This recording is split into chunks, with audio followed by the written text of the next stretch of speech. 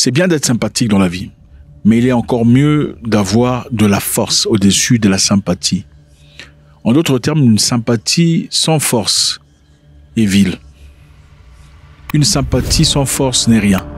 La gentillesse, la bénignité, la candance, sans puissance n'est absolument rien. Avant d'être gentil, doux, sympathique et bon, il faut être fort. Sinon, les gens percevront votre sympathie, gentillesse et candance comme une faiblesse. On se dira parce que vous êtes incapable de harme, incapable de difficulté, incapable d'infliger la peine, alors vous choisissez de devenir doux, sympathique et gentil.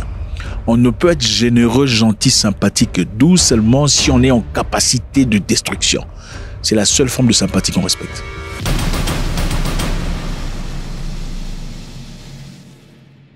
Vladimir Poutine et Donald Trump ont eu une réunion téléphonique où ils ont discuté longuement pendant au moins 2h30 dans une réunion qu'ils qualifient tous les deux comme un entretien téléphonique bon et productif. Le président Trump a qualifié son entretien téléphonique avec le président Vladimir Poutine de bon et productif, confirmant que les deux hommes avaient déclaré qu'un cessez-le-feu immédiat concernant les infrastructures énergétiques devait être instauré. Alors, dans cette réunion très intéressante entre Poutine et Trump, beaucoup de choses se sont racontées. Et nous avons ici quelques éléments essentiels dont on a trouvé adéquat de partager avec vous. Qu'est-ce qui a été dit dans cette réunion téléphonique? Et qu'est-ce qui a été comme résolution?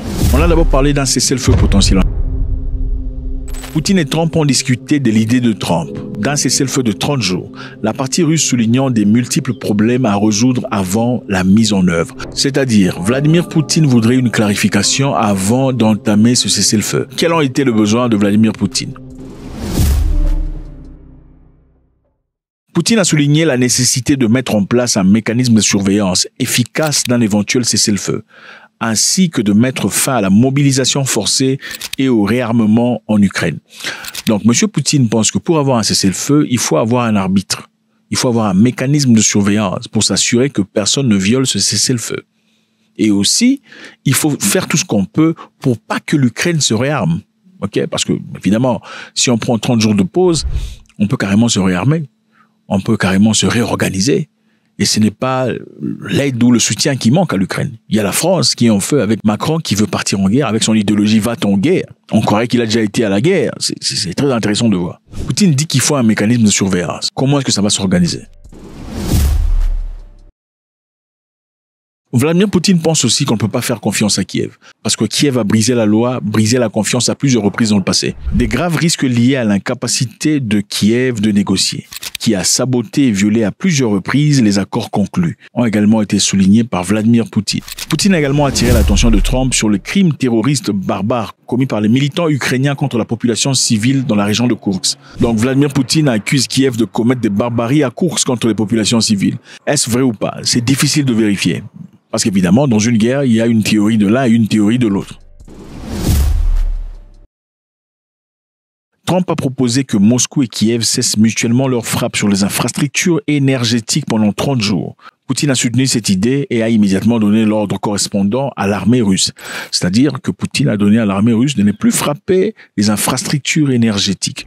Ces infrastructures énergétiques sont très importantes pendant la guerre.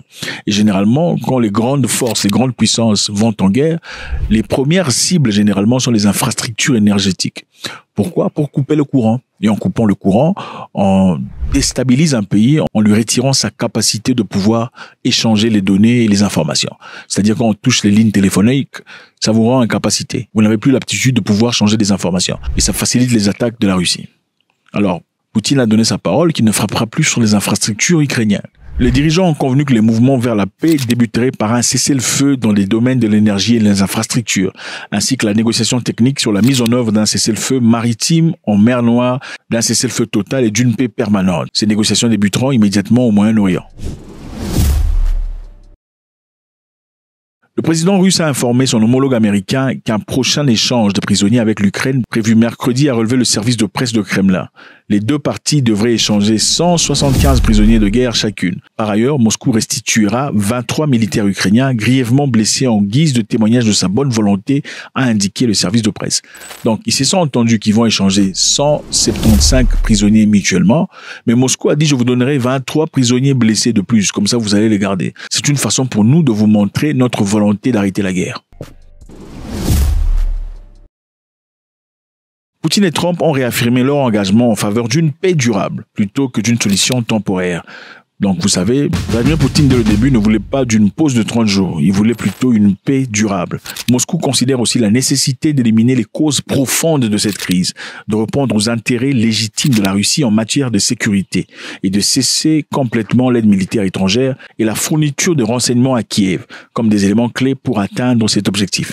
Donc, Poutine veut qu'on s'adresse aux vrais problèmes, les vraies causes de cette guerre. Il ne suffit pas qu'il y ait un cessez-le-feu. Il faudrait que l'on entame une discussion sur les vraies causes de cette guerre.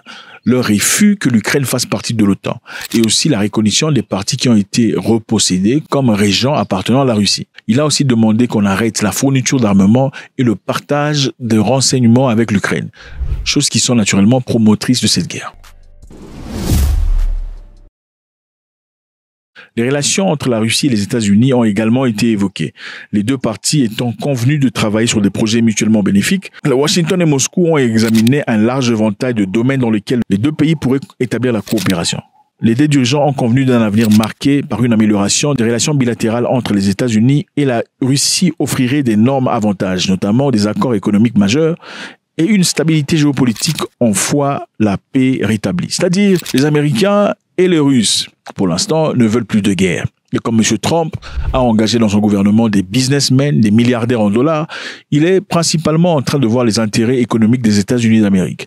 En guise de reconnaissance, ils veulent aussi, pas seulement arrêter la guerre entre la Russie et l'Ukraine, ils veulent aussi s'engager dans une démarche de fourniture de commerce et d'établissement de paix entre la Russie et les États-Unis d'Amérique. Donc, en récapitulation, ils ont eu 2h30 de discussion entre Poutine et Trump au téléphone, où ils ont établi quelque chose d'essentiel. Ils ont parlé d'échange de prisonniers. La Russie donnera 175 prisonniers à l'Ukraine.